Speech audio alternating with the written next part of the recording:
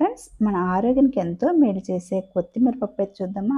ఒక్కట కొత్తిమీర, 3 టమాటాలు, కారానికి సరిపడా పచ్చిమిరపకాయలు, కుక్కర్లో కొద్ది నీళ్ళు వేసుకొని ఒక కప్పు కందిపప్పుని కడిగి ఇలా వేసుకోవాలి.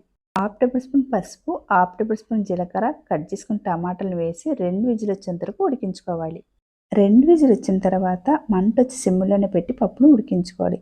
మరోవైపు కళాయి పెట్టి కొద్దిగా ఆయిల్ వేసుకొని పచ్చిమిరపకాయలు, కొత్తిమీర వేసుకొని ఒక్క నిమిషం కలిపితే లైట్‌గా మగ్గుతుంది. ఇలా మగ్గిన తర్వాత మిక్సీ జార్‌లో వేసుకొని కోర్స్‌గా ఆడించుకొని తీసుకోవాలి. ఇలా కోర్స్‌గా ఆడించుకున్న తర్వాత పప్పులో వేసుకొని కొద్దిగా నీళ్ళు వేసుకొని హాఫ్ టేబుల్ స్పూన్ అల్లం వెల్లుల్లి పేస్ట్ సరిపడా ఉప్పు వేసుకొని 2, 3 నిమిషాలకి బాగా ఉడికించుకోవాలి. ఉడికిన తర్వాత కొత్తిమీర పప్పుకు తాలింపు వేసుకుంటే కొత్తిమీర పప్పు రెడీ అయిపోతుంది. వేడి వేడి అన్నంలో కొత్తిమీర పప్పు వేసుకొని తింటే సూపర్ టేస్ట్‌గా ఉంటుంది. అలాగే నా ఛానల్‌ని సబ్స్క్రైబ్ చేసుకోండి. వీడియో సేవ్ చేసుకోండి. ట్రై చేయండి. బాయ్.